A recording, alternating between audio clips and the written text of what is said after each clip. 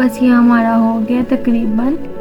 और अब हम इसके अंदर डालेंगे अपना टमाटर का पेस्ट, टमाटर और हरी मिर्चों का जो हमने ग्राइंड किया था वो पेस्ट डाल देंगे।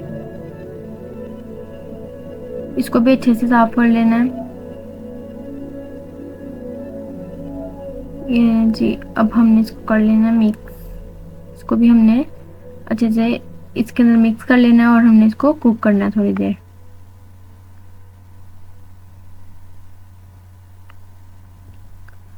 अब हम डालते हैं अपनी स्पाइसेस। देखिए जी, मैंने सूखा धनिया सफेद जीरा ले लिया है और मैंने डाल दिया है 2 टेबल स्पून सूखा धनिया सफेद जीरा के।